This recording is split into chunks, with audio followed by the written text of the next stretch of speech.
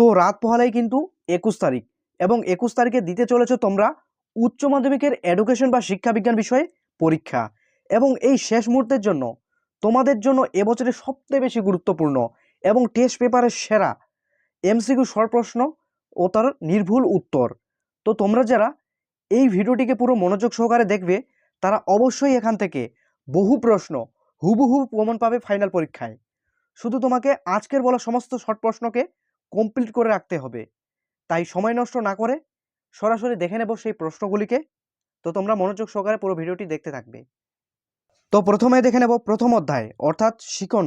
এই অধ্যায় থেকে প্রথম প্রশ্নটি, পরিণমন হলো উত্তর স্বাভাবিক প্রক্রিয়া। শিখন একটি কি ধরনের প্রক্রিয়া? উত্তর হয়ে যাবে কৃত্রিম প্রক্রিয়া।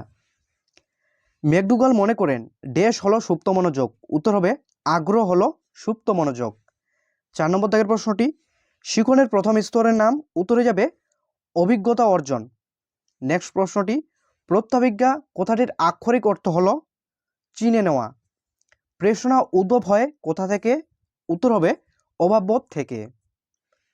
শিখনের দ্বিতীয় স্তরটি কি? উত্তর হবে ধারণ বা সংরক্ষণ। এবং শিখনের শেষ স্তরটি কি? উত্তর হয়ে যাবে প্রত্যাবিজ্ঞা।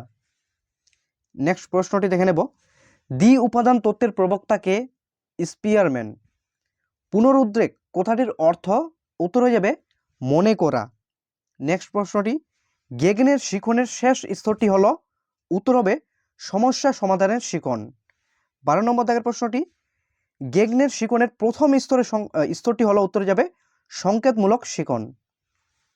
মনোযোগের একটি অভ্যন্তরীণ উদ্দীপক হলো মেজাজ, এবং মনোযোগের একটি বাহ্যিক নির্ধারক হলো? উত্তরে যাবে তীব্রতা। নেক্সট প্রশ্নটি, ইলেকট্রিক থিওরি তত্ত্ব নামে পরিচিত? উত্তরে যাবে স্পিয়ারম্যানের দ্বি উপাদান তত্ত্ব। এবিলিটিস অফ ম্যান গ্রন্থটির লেখক হলেন? উত্তরে যাবে স্পিয়ারম্যান। 17 নম্বর দাগের প্রশ্নটি, মানসিক ক্ষমতা সংক্রান্ত বহু উপাদান তত্ত্ব বা দলগত তত্ত্বের প্রবক্তা হলেন? উত্তরে যাবে থার্স্টন। 18 নম্বর দাগের প্রশ্নটি দেখে নেব, থার্স্টন বহু উপাদান তত্ত্ব বা প্রাথমিক শক্তি তত্ত্ব অনুযায়ী প্রাথমিক মানসিক শক্তি বা বৌদ্ধিক কাজের উপাদান সংখ্যা হলো? উত্তর যাবে 7টি। নেক্সট প্রশ্নটি, শিখনের ক্ষমতাই হলো বুদ্ধি বলেছেন? উত্তরে যাবে বাকিংহাম। বুদ্ধি হলো শেখার ক্ষমতা একথা বলেন প্লেটো। নেক্সট প্রশ্নটি, বুদ্ধি মানুষের? উত্তরে যাবে জন্ম ও পরিবেশগত ক্ষমতার মিশ্রণ। 22 নম্বর দাগের প্রশ্নটি, কেটেলের মতে দুটি বুদ্ধি হলো? উত্তরে যাবে তরল ও ক্লাসিত বুদ্ধি।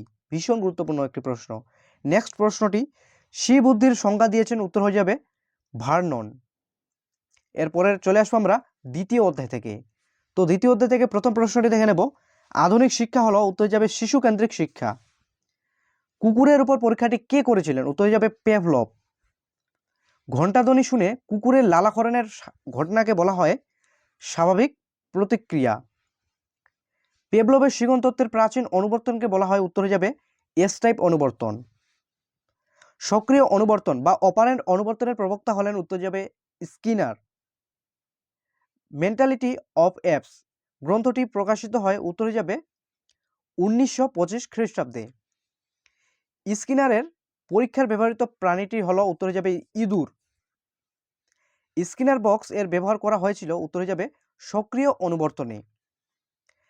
সায়েন্স অফ হিউম্যান বিহেভিয়ার বইটি লিখেছেন কে? উত্তরে যাবে স্কিনার।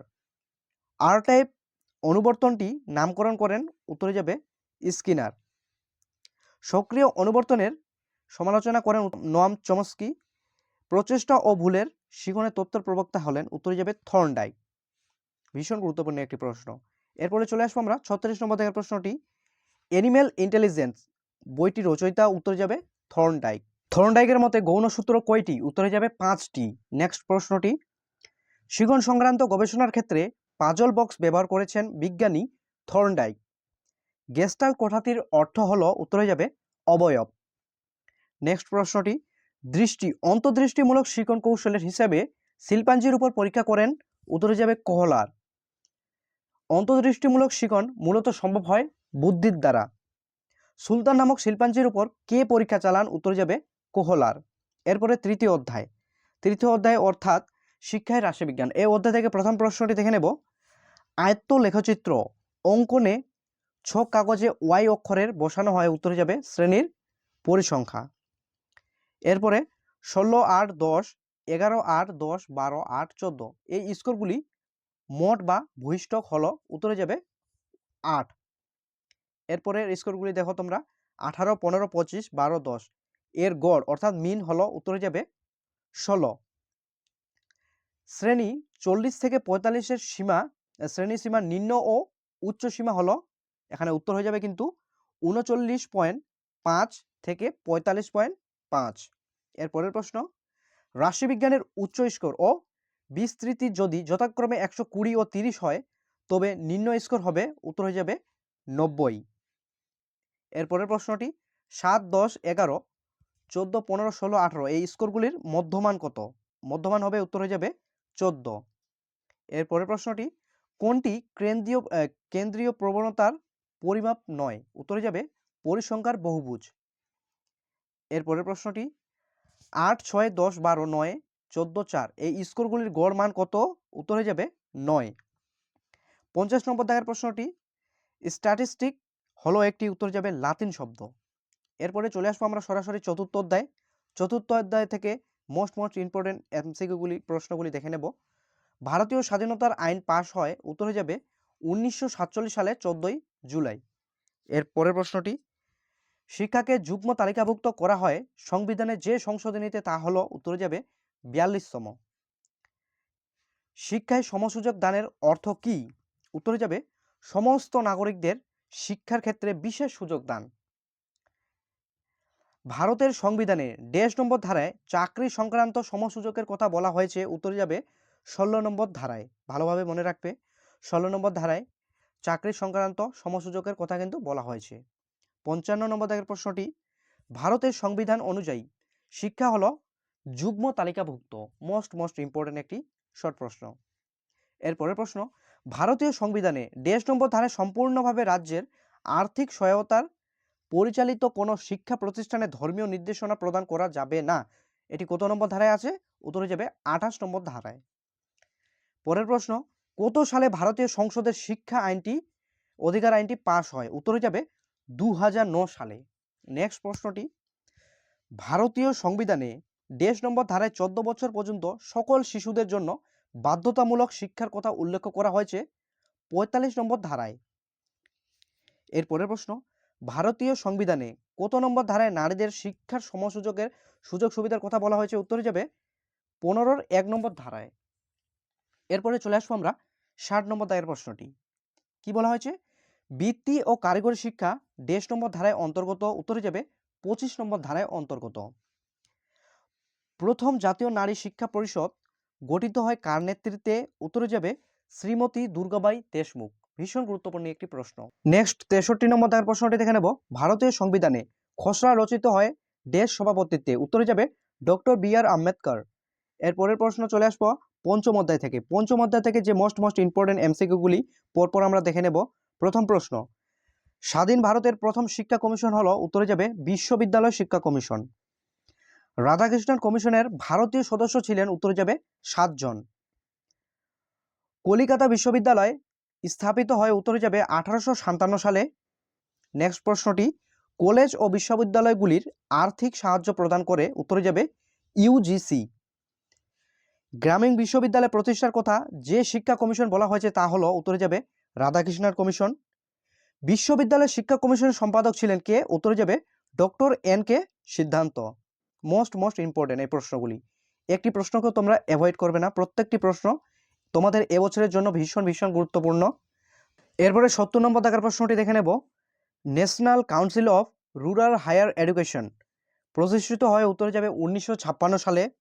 নেক্সট প্রশ্নটি, পশ্চিমবঙ্গের একটি কেন্দ্রীয় বিশ্ববিদ্যালয় হলো বিশ্বভারতীয় বিশ্ববিদ্যালয়। এর পরের প্রশ্নটি, গ্রামীণ বিশ্ববিদ্যালয়ে স্নাতক স্তরের শিক্ষাকালে সুপারিশ ছিল, উত্তরে যাবে 2 বছরের। বুনিয়াদী শিক্ষার সময়কাল, উত্তরে যাবে 8 বছর। এরপরে চলে আসবো আমরা ষষ্ঠ অধ্যায়।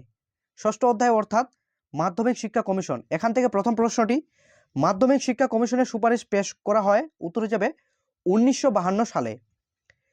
সিএবিই একটি জাতীয় প্রতিষ্ঠান। মাধ্যমিক শিক্ষার কমিশনের অপর নাম কি? মুদালিয়ার কমিশন। মুদালিয়ার কমিশনের কজন সদস্য ছিল? উত্তর হয়ে যাবে 7 জন ভারতীয় এবং 2 জন বিদেশি সদস্য ছিল। মোট 9 জন সদস্য নিয়ে কিন্তু গঠিত হয় মুদালিয়ার কমিশন বা মাধ্যমিক শিক্ষা কমিশন। এই প্রশ্নটি তোমরা ভালোভাবে দেখে যাবে। এর পরের প্রশ্ন, মাধ্যমিক শিক্ষা কমিশনের সভাপতি ছিলেন? উত্তর হয়ে যাবে ডক্টর লক্ষণ স্বামী মুদালিয়ার। কোন কমিশনের বি কোর্সের কথা বলা হয়েছে? উত্তর হয়ে যাবে হান্টার কমিশনের। এর পরের প্রশ্নটি, মুদালিয়ার কমিশনের প্রস্তাব অনুযায়ী কোন শ্রেণী থেকে ছাত্রছাত্রীরা পছন্দ মতো পাঠ্যপ্রবাহ নির্বাচনে সক্ষম ছিল? উত্তর হয়ে যাবে নবম শ্রেণী থেকে। নেক্সট প্রশ্নটি, সপ্তপ্রবাহের কথা কোন কমিশনের উল্লেখ করা আছে? উত্তর হয়ে যাবে মুদালিয়ার কমিশনের কথা।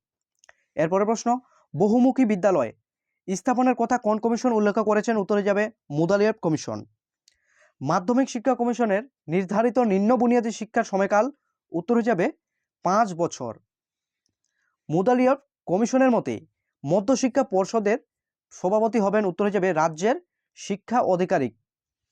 এরপরের প্রশ্ন, মুদালিয়ার কমিশনের রিপোর্টের পৃষ্ঠা সংখ্যা ছিল? উত্তর হয়ে যাবে 311টা আর 16টি অধ্যায়। তো বন্ধুরা, এই ছিল আজকের 6ষ্ঠ অধ্যায় পর্যন্ত বিভিন্ন গুরুত্বপূর্ণ এমসিকিউ শর্ট প্রশ্ন।